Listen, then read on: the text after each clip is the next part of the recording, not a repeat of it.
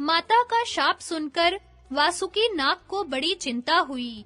वे सोचने लगे कि इस शाप का प्रतिकार क्या है। उन्होंने अपने भाइयों को इकट्ठा किया और सबसे सलाह करने लगे। वासुकी ने कहा, भाइयों, आप लोग जानते ही हैं कि माता ने हमें शाप दे दिया है। अब हम लोगों को चाहिए कि सोच विचार कर उसके निवारण का उपाय करें। सब शापों का प्रतिकार संभव है, परंतु माता के शाप का प्रतिकार दिखाई नहीं पड़ता। अब हमें समय व्यर्थ नहीं करना चाहिए। विपत्ति आने से पहले ही उपाय करने से काम बन सकता है। तब ठीक है कहकर सभी बुद्धिमान और चतुर सर्प विचार करने लगे। कुछ नागों ने कहा, हम लोग ब्राह्मण बनकर जन्मेजय से भिक्षा मांगे कि तुम यज्ञ मत करो। कुछ ने कहा, हम मंत्री बनकर ऐसी सलाह दें जिससे यज्ञ ही न होने पावे। किसी ने कहा, उनके पुरोहित को ही डस कर मार डाला जाए। पुरोहित के मरने से अपने आप यज्ञ रुक जाएगा। धर्मात्मा और दयालु नागों ने कहा, राम राम, ब्रह्म हत्या करने का विचार तो मूर्खतापूर्ण और अशुभ है। विपत्ति के समय धर्म से ही रक्षा होती है। अधर्म का आश्रय लेने से तो सारे जगत का ही सत्यानाश हो जाएगा।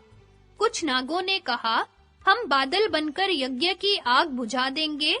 कुछ बोले, हम यज्ञ की सामग्री ही चुरा लाएंगे।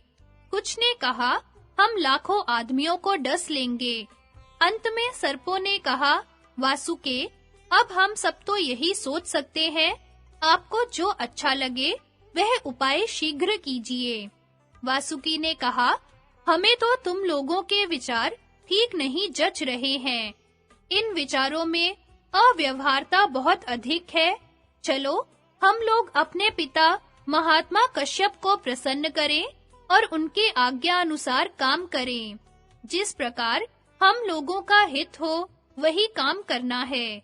मैं सबसे बड़ा हूँ। भलाई बुराई की जिम्मेवारी मेरे ही सिर होगी, इसलिए मैं बहुत चिंतित हो रहा हूँ। उनमें से एक एलापत्र नाम का नाग था। उसने सब सर्पों और वासुकी की सम्मति सुनकर कहा कि भाइयों, उस यज्ञ का रुकना अथवा जन्मेजय का मान जाना संभव नहीं है। अपने भाग्य के अपराध को भाग्य पर ही छोड़ देना चाहिए। दूसरे के आश्रय से काम नहीं चलता। इस विपत्ति से बचने के लिए मैं जो कहता हूँ, उसे आप लोग ध्यान पूर्वक सुनिए। जिस समय माता ने यह शाप दिया था, उस समय डर कर मैं उसी की गोदी में छिप गया था। वह क्रूर शाप सुनकर देवताओं ने ब्रह्मा जी के पास जाकर कहा, भगवन, कठोर हृदया कद्रू को छोड़कर ऐसी कौन स्त्री होगी जो अपने मुंह से अपनी संतान को शाप दे डाले। पितामह, स्वयं आपने भी उसके शाप का अनुमोदन ही किया, निषेध नहीं किया। इसका क्या कारण है? ब्रह्मा जी ने कहा, देवताओं, इस समय जगत में सर्प बहुत बढ़ गए हैं। वे बड़े क्रोधी, डरावने और विषैले हैं। प्रजा के हित के लिए मैंने कद्रू को नहीं रोका। इस शाप से क्षुद्र, पापी और जहरीले सर्पों का ही नाश होगा। धर्मात्मा सर्प सुरक्षित रहेंगे। और यह बात भी है कि यायावर वंश में जरत्कारु नाम के एक ऋषि होंगे। उनके पुत्र का नाम होगा आस्तिक। वही जन्मेजय का सर्प यज्ञ बंद करा सकेंगे। तब जाकर धार्मिक सर्पों का छुटकारा होगा। देवताओं के पूछने पर ब्रह्मा जी ने और भी बतलाया कि जरत्कारु की पत्नी का नाम भी जरत्कारु ही होगा। वह सर्पराज वासुकी की बहन होगी। उसके गर्भ से आस्तिक का जन्म होगा और वही सर्पों को मुक्त करेगा। इस प्रकार बातचीत करके ब्रह्मा जी और देवता अपने-अपने लोक को चले गए। सो सर्पराज वासुके, मेरे विचार से आपकी बहन जरत्कारु का विवाह उस जरत्कारु ऋषि से ही होना चाहिए। वे जिस समय भिक्षा के समान पत्नी की याचना करें, उसी समय उन्हें आप अपनी बहन दे दें। यही इस विपत्ति से रक्षा का उपाय है। एलापत्र की बात सुनकर सभी सर्पों ने प्रसन्न चित्त से कहा, ठीक है, ठीक है। तभी से वासुकी नाग बड़े प्रेम से अपनी बहन की रक्षा करने लगे। उसके थोड़े दिनों बाद ही समुद्र मंथन हुआ, जिसमें वासुकी नाग की नीति बनाई गई।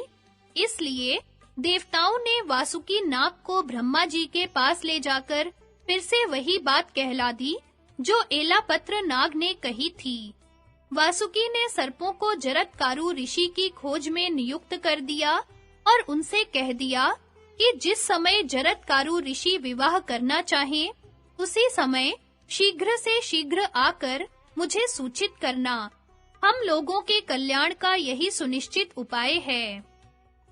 जरत्कारु ऋषि की कथा और आस्तिक का जन्म। शौनक ऋषि ने पूछा, सूत नंदन, आपने जिन जरत्कारु ऋषि का नाम लिया है, उनका जरत्कारु नाम क्यों पड़ा था?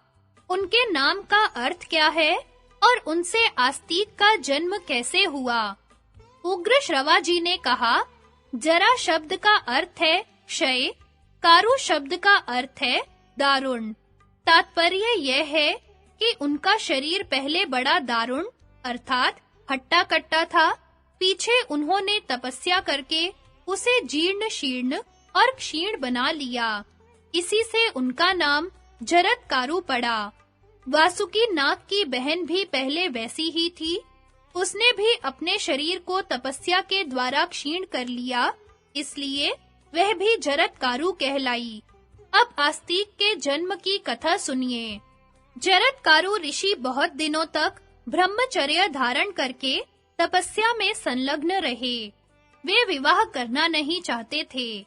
वे जप तप और स्वाध्याय में लगे रहते तथा निर्भय होकर स्वच्छंद रूप से पृथ्वी पर विचरण करते।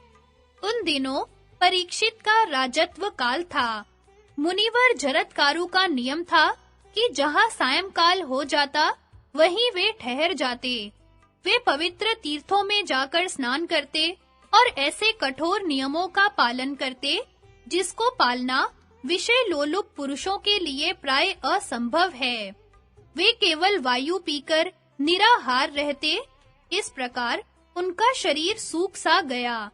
एक दिन यात्रा करते समय उन्होंने देखा कि कुछ पितर नीचे की ओर मुंह किए एक गड्ढे में लटक रहे हैं। वे एक खस का तिनका पकड़े हुए थे और वही केवल बच भी रहा था। उस तिनके की जड़ को भी धीरे-धीरे एक चूहा कुतर रहा था। पितृगण निराहार थे, दुबले और दुखी थे। जरत्कारु ने उनके पास जाकर पूछा, आप लोग जिस खस के तिनके का सहारा लेकर लटक रहे हैं, उसे एक चूहा कुतरता जा रहा है। आप लोग कौन हैं? जब इस खस की जड़ कट जाएगी, तब आप लोग नीचे की ओर मुंह किए गड्ढे में गिर जाएंगे। आप लोगों को इस अवस्था में देखकर मुझे बड़ा दुख हो रहा है। मैं आपकी क्या सेवा करूं? आप लोग मेरी तपस्या के चौथे, तीसरे अथवा आधे भाग से इस विपत्ति से बचाए जा सके तो बतलावें। और तो क्या, मैं अपनी सारी तपस्या का फल देकर भी आप लोगों को बचाना चाहता हूँ। आप आज्ञा कीजिए।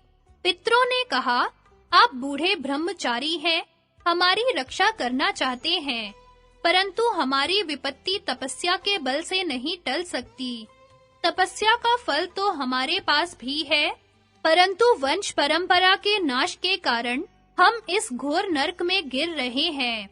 आप वृद्ध होकर करुणावश हमारे लिए चिंतित हो रहे हैं, इसलिए हमारी बात सुनिए। हम लोग यायावर नाम के ऋषि हैं। वंश परंपरा क्षीण हो जाने से हम पुण्य लोकों से नीचे गिर गए हैं। हमारे वंश में अब केवल एक ही व्यक्ति रह गया है, वह भी नहीं के बराबर है।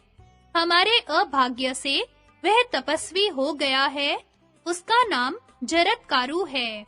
वह वेद वेदांगों का विद्वान तो है ही, संयमी, उदार और व्रतशील भी है।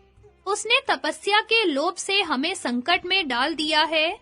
उसके कोई भाई बंधु अथवा पत्नी पुत्र नहीं है। इसी से हम लोग बेहोश होकर अनाथ की तरह गड्ढे में लटक रहे हैं। यदि वह आपको कहीं मिले तो उससे इस प्रकार कहना, जरत्कारो, तुम्हारे पितृ नीचे मुंह करके गड्ढे में लटक रहे हैं। तुम विवाह करके संतान उत्पन्न करो। अब हमारे वंश के तुम ही एक आश्रय हो। ब्रह्मचारी जी, यह जो आप खस की जड़ देख रहे हो, यही हमारे वंश का सहारा है।